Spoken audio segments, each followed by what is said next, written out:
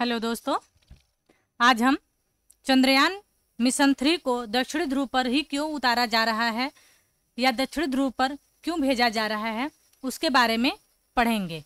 दोस्तों, मैंने पिछले वीडियो में चंद्रयान मिशन का इतिहास और चंद्रयान 1 और 2 और 3 मिशन के बारे में संपूर्ण जानकारी दिया हुआ है। उसकी लिंक डिस्क्रिप्शन में दे दी जाएगी। साथ ही हमारे अन्य वीडियो की लिंक भी डिस्क्रिप्शन में अवेलेबल रहती है, आप उसको जाकर वहां से देख सकते हैं और उसका फायदा उठा सकते हैं। तो चंद्रयान मिशन 3 के बारे में हमने कल पढ़ा था कि यह चंद्रयान 2 का फॉलोअप मिशन है। चंद्रयान 2 का यह अगला चरण है जिसे हम इंग्लिश में फॉलोअप मिशन कहते हैं।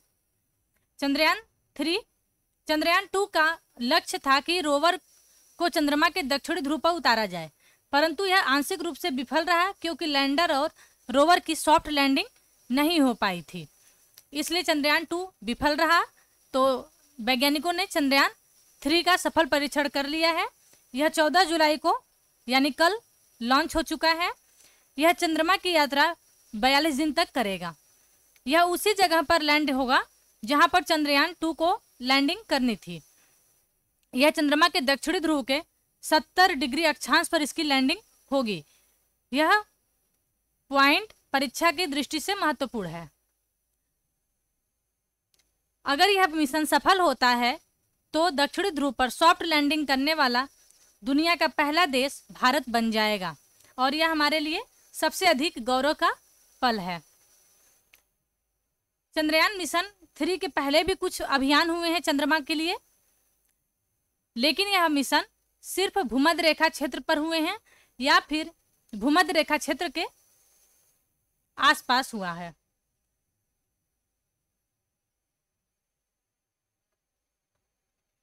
भूमध्य रेखा क्षेत्र पर हुआ या फिर उसके आसपास हुआ है। भूमध्य रेखा से आप समझते होंगे कि अगर यह चंद्रमा है तो बीच वाला भाग, ये बीच से जो रेखा गुजरती है उसको हम भूमध्य रेखा कहते हैं।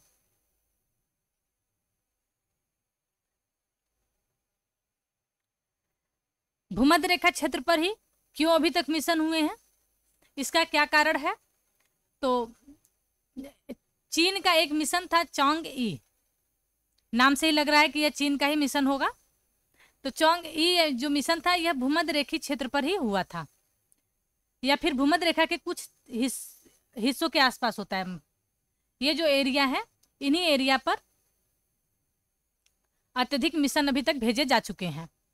तो भूमध्य रेखा क्षेत्र पर ही मिशन को क्यों कराया जाता है, क्यों लैंडिंग कराया जाता है? तो इसका यह कारण है कि यहाँ पे लैंडिंग होना आसान और सुरक्षित है। यहाँ का तापमान अच्छा है जिसके कारण उपकरणों को लंबे समय और निरंतर तरीके से संचालित करने में सहायता मिलती है। वहाँ की जो सतह है वो समतल है या फिर ढलाव नुमा है। वहाँ पे पहाड़ियाँ और क्रेटर कम है। प्रकाश भी प्रचुर मात्रा में उपलब्ध है जिससे सौर ऊर्जा के जरिए उपकरणों को संचालित करने में आसानी होती है।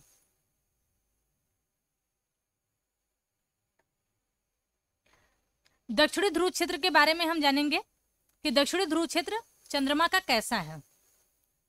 चंद्रमा का दक्षिणी ध्रुव क्षेत्र कैसा है? अगर यह चंद्रमा है, यह भूमध्य रेखा है, भूमध्य रेखा, यह नॉर्थ पोल और यह साउथ पोल। और हम यहाँ पे अगर सूर्य को मान लें कि यह सूर्य है तो सूर्य की रोशनी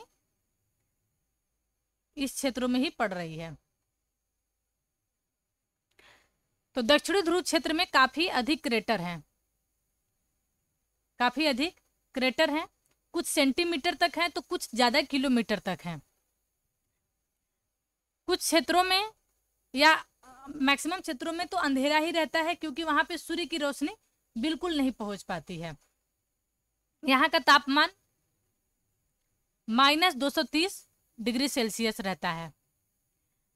जो चंद्रमा का दक्षिणी ध्रुव है उस पर अत्यधिक क्रेटर है, वहां सूर्य की रोशनी बिल्कुल नहीं पहुंच पाती है, इसलिए वहां पूर्णतः अंधेरा रहता है और वहाँ का तापमान -230 डिग्री सेल्सियस है, यानी वहाँ पर बर्फ है।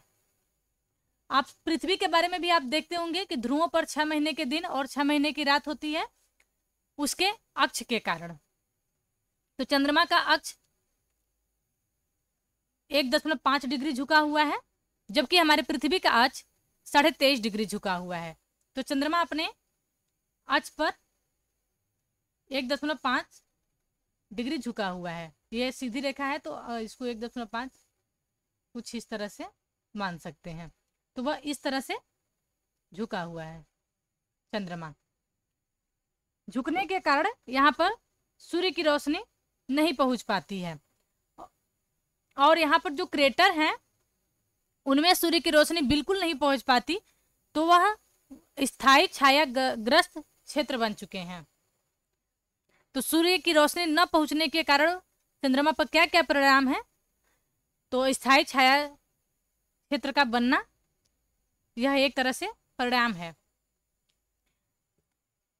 नेक्स्ट है, दक्षिणी ध्रुवीय क्षेत्र का अध्ययन जरूरी क्यों है। जो चंद्रयान मिशन 3 भेजा गया या चंद्रयान मिशन 2 भेजा गया, तो वह दक्षिणी क्षेत्र पर भेजा गया और वहाँ के क्षेत्रों के अध्ययन करने के लिए भेजा गया था। तो वहाँ का अध्ययन जरूरी क्यों है,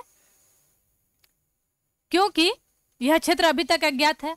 यहाँ पर अभी तक कोई भी मिशन भेजा नहीं गया है, परंतु इसके तापमान के बारे में ज्ञात है हमें कि इसका तापमान -230 डिग्री सेल्सियस है। तो ऐसा लोग अनुमान लगाते हैं कि जहाँ का तापमान इतना कम है तो वहाँ जल होगा, वो भी बर्फ के रूप में। और 2008 में जो चंद्रयान मिशन 1 भेजा गया था भारत की तरफ से, उससे यह निष्कर्ष निकाला गया था कि यहाँ पे जो क्रेटर है, क्रेटर में बर्फ के अणुओं की उपस्थिति है, अर्थात क्रेटर में बर्फ जमा हुआ है और इसके अंदर कई तत्व मौजूद हो सकते हैं, जैसे चट्टान और मिट्टी। ये अरबों वर्षों से अंदर इसके दबे हुए हैं, और अगर इसके बारे में हम जानते हैं तो हमारे प्रारंभिक सौरमंडल के जो साक्ष्य हैं वो यहाँ से हमें प्राप्त हो सकते हैं। इसलिए दक्षिणी ध्रुव का अध्ययन करने में लगे हुए हैं वैज्ञानिक लोग। दोस्तों, इसके ऊपर मैंने कुछ क्वेश्चन दिए हुए हैं। क्वेश्चन बहुत ही सरल दिया हुआ है मैंने, आप इसका सॉल्यूशन स्वयं कर सकते हैं। अगर आंसर ना आए तो आप कल का वीडियो भी देख सकते हैं। तो मैंने पहला क्वेश्चन दिया है कि भारत द्वारा पहला चंद्रयान मिशन कब भेजा गया था। तो आप इसका आंसर बता सकते हैं कि 2007 में भेजा गया था, या 2008 में, या फिर 2019 में, या 2023 में। चंद्रयान मिशन 1 कब भेजा गया था। दूसरा क्वेश्चन है, चंद्रमा अपने अक्ष पर कितना झुका हुआ है, कितना झुका हुआ है। तो बता सकते हैं कि 23.5 डिग्री झुका हुआ है, या फिर 22 डिग्री, या फिर 1 डिग्री, या फिर 1.5 डिग्री। नेक्स्ट है, चंद्रयान मिशन 2 को कब व कहां से लॉन्च किया गया। तो आप बता सकते हैं इसका आंसर, विकल्प देख सकते हैं, विकल्प ए, विकल्प बी, विकल्प सी और विकल्प डी में कौन सा सही है, आप इसको बता सकते हैं।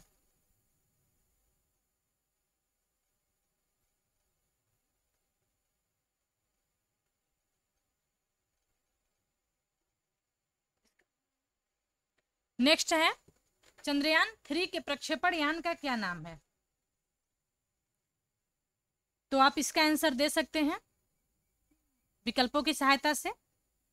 इसमें 4 विकल्प हैं, आप चारों में से देखकर बता सकते हैं कि चंद्रयान 3 के प्रक्षेपण यान का क्या नाम है। इसको मैंने कल के वीडियो में बताया हुआ था। 5वां है, चंद्रयान 3 के चंद्रमा के किस क्षेत्र में उतारा जाएगा। चंद्रयान 3 को चंद्रमा के किस क्षेत्र में उतारा जाएगा। तो दक्षिण ध्रुव क्षेत्र में, भूमध्य रेखा क्षेत्र में, स्थायी छायाग्रस्त क्षेत्र में, या फिर समतल जो सतह है उस क्षेत्र में चंद्रयान 3 को उतारा जाएगा। इसमें से कौन सा सही है, आप कमेंट करके आंसर बता सकते हैं। इस पे मैंने यूपीएससी के 2 क्वेश्चन डाल दिए हैं। पहला क्वेश्चन है, नासा का जूनो मिशन पृथ्वी की उत्पत्ति एवं विकास को समझने में किस प्रकार सहायता करता है। यह क्वेश्चन 2017 में पूछा गया था और यह क्वेश्चन GS1 में पूछा गया था। GS1 के भूगोल सेक्शन में यह क्वेश्चन पूछा हुआ था। दूसरा क्वेश्चन है कि 25 दिसंबर 2021 को छोड़ा गया जेम्स वेब अंतरिक्ष टेलीस्कोप तभी से समाचारों में बना हुआ है। उसमें ऐसी कौन सी अनन्य विशेषताएं हैं जो इससे पहले के अंतरिक्ष टेलीस्कोप उसे श्रेष्ठ बनाती हैं? इस मिशन के मुख्य ध्येय क्या हैं? मानव जाति के लिए इससे क्या संभावित लाभ हो सकते हैं? इसको 250 शब्दों में लिखना है, जबकि पहले प्रश्न को 150 शब्दों में लिखना है। यह क्वेश्चन 2022 में GS 3 में पूछा हुआ था। GS 3 के यह साइंस वाले सेक्शन में पूछा हुआ था।